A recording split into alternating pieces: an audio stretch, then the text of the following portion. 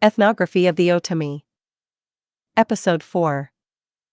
In truth, I could not imagine doing anything better than playing a part in Stocker's research into the descendants of this ancient people who founded the Toltec Empire. The Otomí Maguey cactus houses were fascinating and considerably photogenic, and I had been hoping for an opportunity to photograph these unusual dwellings. Though called the people of the Maguey in Hidalgo, there was no doubt, Otomi were remarkably adaptable and able to build homes out of cactus, stone, or wood. Clearly, this vanishing people could build a house out of whatever raw materials the environment provided. Written, photographed, and podcast video produced by Jack Lamb. Dr. Terry Stocker and Jack Lamb. Photograph taken in 1981 as we ascended the 18,500 feet volcano, Pico de Orizaba, to explore, survey, and photograph the lost Aztec mines. Otomí Survival Economics, 101. The next morning we did not get on the road until midday, considerably later than we had intended. Due to the cups of pulque he drank, Stocker felt unwell. So he lay on the bed in the back of the van while Barbara sat up front with me to navigate. It seemed incredible anyone would choose to live in so desolate a region, yet we passed several small Otomi holdings where cactus orchards flourished in the hot dry climate. The orchards of dark green nopales grew in neatly spaced rows with the circular disc-like pads of each cactus stacked edgewise, one atop the other in random, yet aesthetically balanced profusion. Tunas, the small red fruits for which they're cultivated, sprouted abundantly from the pads of each plant. A living wall of maguey cactus fenced the perimeter of each orchard. Stocker told us the maguey actually belonged to the agave family and so was not even a cactus. Nevertheless, we referred to the succulent as a cactus for the duration of our journey simply because it looked like one. The frond-like leaves of the maguey sprout in a bunch from a central stalk like the petals of an artichoke turned outward, and grow to more than 8 feet in height. Planted close together so the thick thorn-lined succulent fronds of each plant overlap those adjacent, the maguey formed a remarkably effective stockade to encircle and protect the isolated Otomi homesteads. At one homestead, we saw Otomi men working in a field digging up withered magueys. Inexplicably Stocker insisted we stop to talk with the men, so I brought the van to a halt in the middle of the road, not that it mattered because we had not seen a car or truck all day. We wanted to photograph one or more of the Otomi cactus houses we saw earlier, so we followed a series of interconnecting dirt roads into the mountains. It took an hour before we saw a few traditional cactus houses some distance from the road, but we could not see if any people were around since the homestead sat atop a small hill. So we drove forward and crested the rise, bringing the houses into clear view. From what I could see, a man awaited our approach in the yard, while 2 women worked in the shade of one of the mesquite trees spotting the hilltop. Grabbing my camera gear, with Barbara leading the way, we all left the van and walked towards the Otomi man. Encounters such as this were commonplace for us now, and we knew the roles we had to play to get what we were after. So while Stocker and Barbara talked with the Amerindian, I appraised the scene for photographs. Incredibly, the walls of 2 of the houses were made of living cactus. And though one of the roofs was made of rusted corrugated metal, the other still displayed some of the original maguey leaf shingles along the eave where the grass thatch ended short. I barely had time to glance around the area before I realized my desire to shoot houses made of living cactus had to wait until I first photographed the activities of the women working in the yard. Look! That woman is weaving with a backstrap loom, I exclaimed excitedly to my companions. I noticed that as well, Stocker replied, managing a spark of exhilaration. From what this guy just told Barbara, an extended family of Otomi lives in these houses and makes stuff out of isli to sell in the mercado in Ixmiquilpan. It's lucky we drove up here, Barb observed pointedly. There's a lot more than weaving going on in this homestead. The Otomi man told me they also produce the isli yarn the woman is weaving. We're not leaving until I get everything we see on film, I declared with unflappable determination. Go for it, Terry concurred, managing a wry grin. What do you want me to shoot first? I asked. Let's see if we can begin with how they make isli, he answered, and then turning to Barbara, said.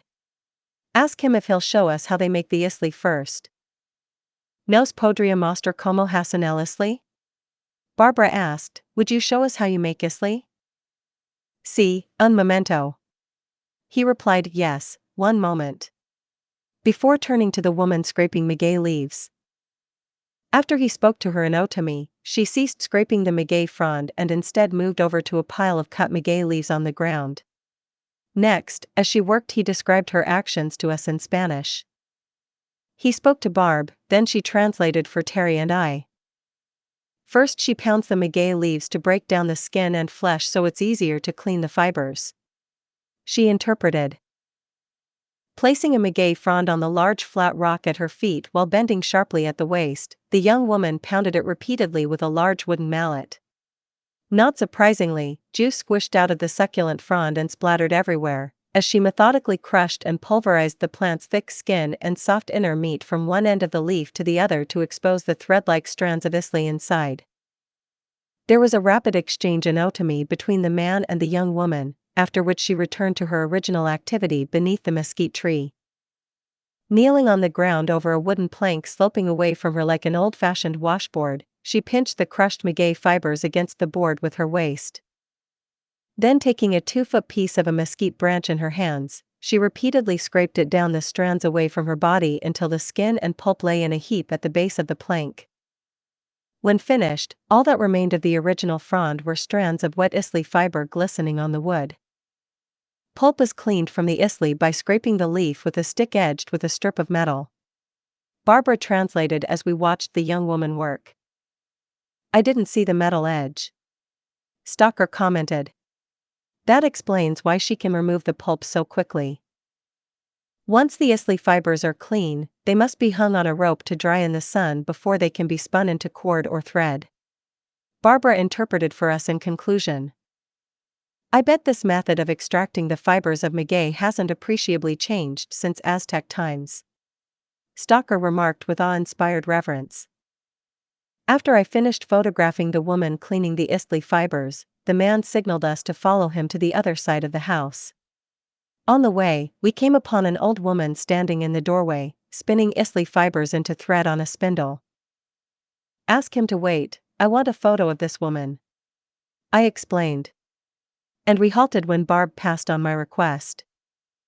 The old woman held a loose bat of isli in one hand and with the other drew out several inches of the fiber fastened to a slit atop the spindle. Then with a rapid motion, she whirled the spindle and dropped it, while concurrently twisting the yarn to wind the thread onto the upper part of the spindle shaft. Look at the spindle whirl she's using.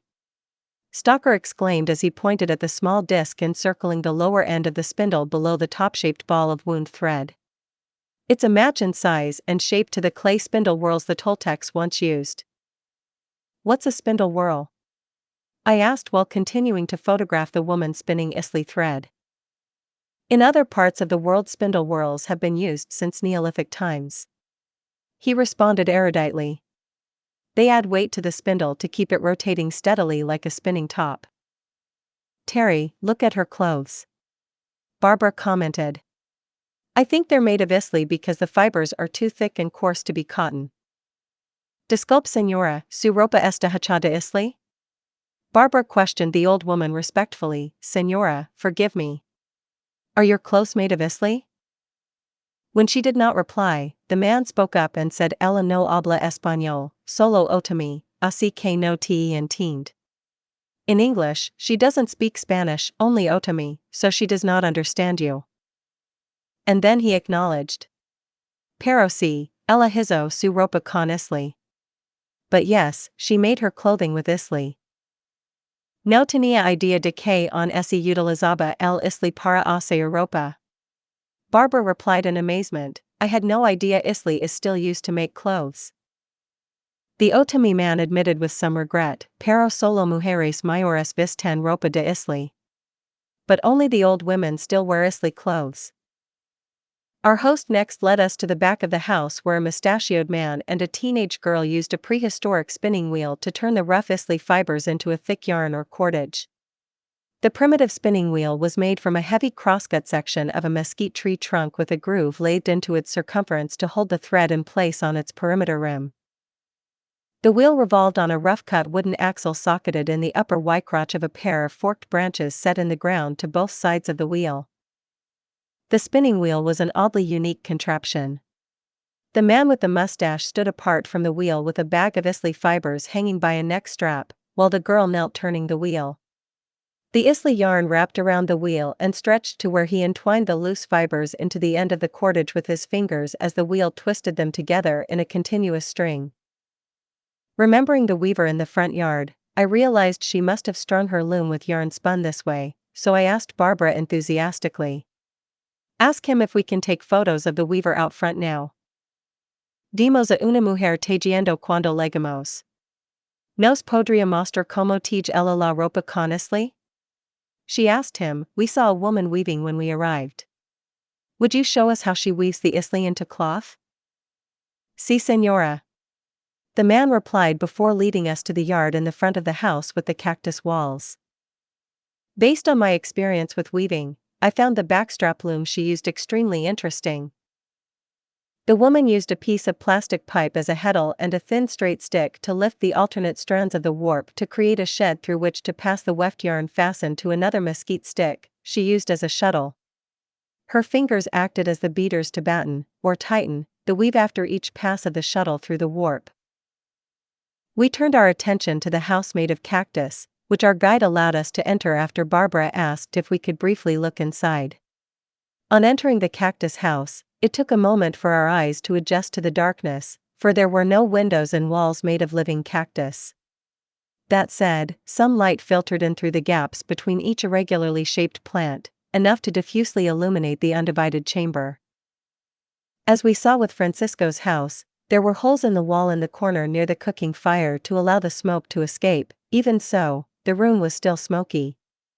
A pot boiled on the fire, watched by an old woman poking at the coals with a stick, while another woman knelt on a wooden bench and finished grinding corn on a metate. The sound of basalt scraping against basalt filled the room as she leaned into her work and put her full weight and shoulders into the effort to grind the maize with the heavy mano she held firmly in her hands. Unlike Francisco's house, the single interior room was large enough for a rectangular table, already set with a flower print tablecloth and a set of store-bought china. Abruptly we realized the family would soon be sitting down to a midday meal. We did not want to impose, nor did we want to be forced to turn down an invitation to eat with them should they offer, since the pulque stalker drank at Francisco's home the previous day did not sit well with him. So thanking the Otomi man profusely for his tour, we took our leave. Barbara dug through the bags of trade goods and gave the family several items of clothing. Then we said goodbye before retracing our path to the paved road.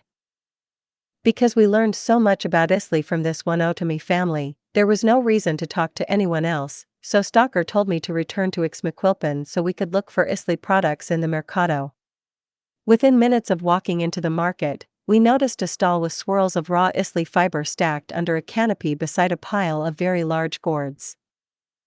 The next stall contained a pile of isli saddle blankets and isli mats of various sizes. There were also baskets, storage bags, hats, ropes, and mats made of the Maguey fiber. We even saw isli body scrubbers, called estorpejos, for sale in a few of the stalls. Of course, we had seen most of these items before in the mercados we visited, we just never realized the Otomi made them with isli. You know, in pre-Columbian times nearly everyone wore clothes made from the rough isli fiber. Stalker explained as we viewed the vast array of isli products for sale in the mercado. Softer clothing made of cotton acquired via trade with the Maya was usually reserved for the warrior, elite, and ruling classes. With so many isli products sold in the mercado, it seems odd no one sells isli clothing, I observed. While we saw no isli clothes in the mercado, we did see older women wearing shawls and skirts that looked as if they were made of the fibers, which appeared coarse and thick to set it apart from the cotton clothing worn by all the other women shopping.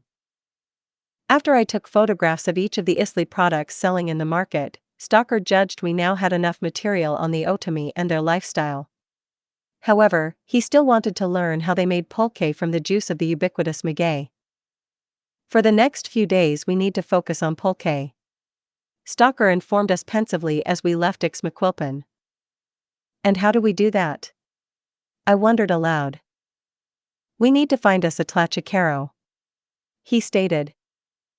And that is exactly what we did the very next day. Tracking 2 rabbits tipple, pulque. Despite the fact maguey grew everywhere across the Hidalgo countryside, we drove around for more than a day before finding a tlachicero working in a field not far from the road on a hill covered with agave.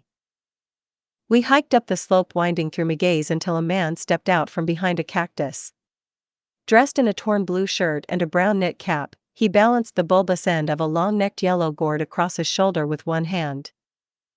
Nearby, a dark-haired burro burdened with the weight of 2 wooden kegs strapped on each side of the red tartan blanket on its back grazed on the sparse vegetation surviving in the alkaline soil under the maguey fronds. Hola chavo. Stalker greeted the working man as if he were a longtime friend. Buenos dias. He replied with a noncommittal nod, clearly wondering what we were doing here. Dime, ¿eres un tlachicero? Stalker immediately inquired if he was a tlachicero. Claro. He assented with another guarded nod.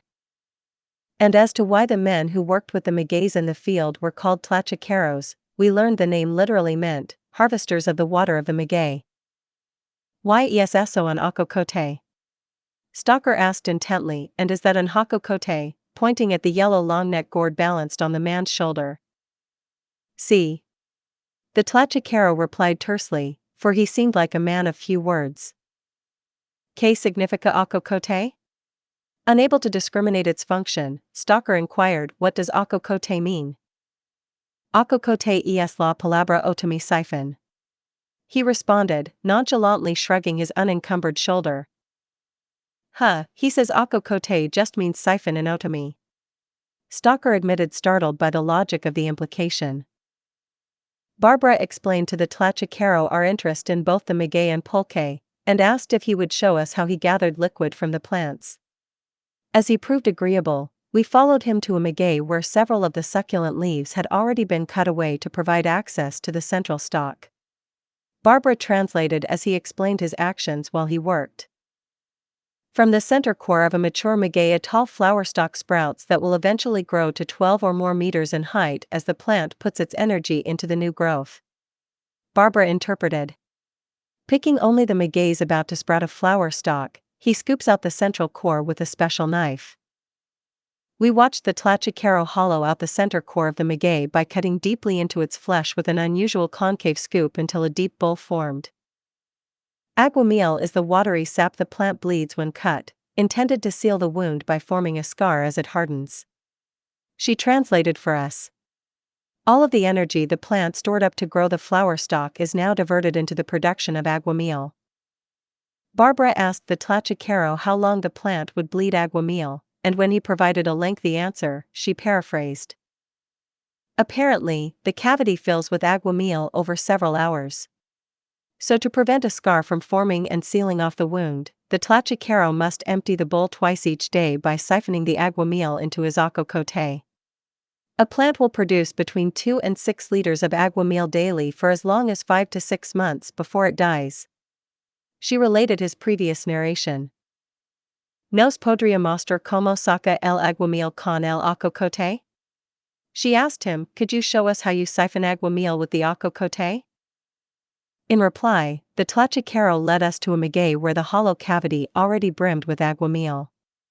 Inserting the narrow end of the ococote into the liquid, he placed his mouth over the hole in the bulbous end and sucked until the sap siphoned into the gourd. Once the aguamiel filled the ococote, he lifted it away from the plant while keeping a finger on the hole in the bulbous end to prevent the liquid from leaking out, much like a child suctions milk from a glass by capping the top of a straw with his or her fingertip. He then emptied the aguamiel into one of the barrels by removing the bung and inserting the narrow end of the ococote into the bunghole so the liquid drained into it. Stalker asked several questions in quick succession, which the tlachicero answered one after the other, while Barbara translated for me. The tlachicero can only work about 50 maguey plants a day. And because aguamiel spoils rapidly, twice a day he must transport his barrels to a local family who makes pulque. He says commercial businesses called tinicals, using controlled fermentation to produce the batches of pulque sold in pulquerias, will also buy aguamiel. He receives 30 pesos, about $1.30 US for a culso of aguamiel. A culso contains roughly 25 liters of aguamiel, and a barrel, 40 liters. I asked him if he knew of a tinical we could visit. Stalker remarked as we readied to leave. He said the closest one is in Nopalillo, a small pueblo somewhere in the mountains northwest of Actopan. Nopalillo is our next stop then? I stated, more than willing to continue learning about pulque production. The next morning, with the sun still low in the sky, we approached the pueblo of Nopalillo through cultivated maguey fields. Just outside town we chanced upon a tlachicero leading a lazy burro ridden by a small boy through the magueys along the side of the road. "Hey, pull over and I'll ask this guy for directions," Stalker declared. Who better to tell us where a tinical is than a tlachicero? The burro was an exact match to the one we saw with the other tlachicero, even down to the barrels and the blanket on its back. The sleepy-eyed boy sitting on its hindquarters behind the casks prodded the animal with a shaved stick to keep it moving. Leaning out his window, Stalker called to the man, "Good morning, my friend." "Buenos dias, mi amigo." The man and the burro halted, and the man, the burro, and the boy looked over at us. The tlachicero wore an orange shirt buttoned at the neck, a blue denim jacket and a wide-brimmed straw hat, while the young boy wore a light-colored shirt and a white hat with tightly rolled brims. A silver St. Christopher medal hung from the boy's neck by an isly cord. "Buenos dias." The Otomi replied, "Good morning." The burro clearly had already lost interest in us and turned away, but the boy looked on with sleepy eyes. Stalker asked in Spanish, "We are looking for the tinical, can you tell me where it is?" He offered in Spanish, "I am going to the tinical now to empty the aguamiel from my barrels. You are welcome to follow me there, it's just ahead." Stalker did not want to follow them at a burro's pace, so he asked directions to the tinical and said we would get there on our own. Then we returned to the van. The tinical turned out to be a long one-story building made of concrete block and stone under a shed roof. We found it easily enough because of the string of burros decked in red tartan blankets tied to a long hitching rail out front. As one might expect, several of the animals cantankerously brayed and kicked at one another. The owner of the tinical chose that moment to come through the door and hurry over to us. "Perdoname por no salir antes. No sabía que los visitantes americanos estaban aquí." He apologized, "Forgive me for not coming out sooner. I did not know American visitors were here." Terry took the lead and stated the reason for our visit. Perhaps because he was pleased to be receiving attention from Americans, he offered to show us his business. "Por favor entren y les explicar cómo fermentamos el pulque," he offered eagerly. "Please come inside and I will explain to you how we ferment pulque." Inside the tinical, people clustered around the tubs, taking up most of the space in the narrow room as tlachiqueros emptied their barrels of aguamiel, while Stalker listened to the owner's discourse. To start the fermentation process, they placed a 10 to 20 liter batch of fresh aguamiel inside a closed seed cask for natural startup fermentation to begin. Then, after 2 days at room temperature, the natural yeast, called Xanaxtli and Otomi, stopped growing and formed a floating layer, which signaled the mix was ready for a second fermentation. At that point, after mixing in fresh aguamiel with the seed mix, the top layer was siphoned into a second tank while leaving the volume in the first tank to ferment another batch of aguamiel. Finally, after 36 to 48 hours of fermentation, the percentage of alcohol reached a point where it killed the Xanaxtli yeast, thereby ending fermentation. The ready-to-drink pulque was shipped to commercial pulquerias in 250-liter wooden barrels and fiberglass containers. And that was it: seed cask to fermentation tank number 1 to fermentation tank number 2, and finally to a shipping container, not nearly as complicated as Stalker imagined. Having brewed over 500 gallons of ale at Singing Stones, I knew enough about yeast-based fermentation to identify parallels in the processes. After taking a few photos of the tlachiqueros pouring aguamiel into a fermentation tank, Stalker decided our interview was finished. And after thanking the Tina Cal owner for his assistance, we promptly exited the building. And while it seemed we were finally finished with our erstwhile investigation of the Otomi, unknown to us we had one final revelation to experience. Perhaps the most interesting of the many amazements we uncovered. Look for the next podcast episode of Ethnography of the Otomi, Episode 5.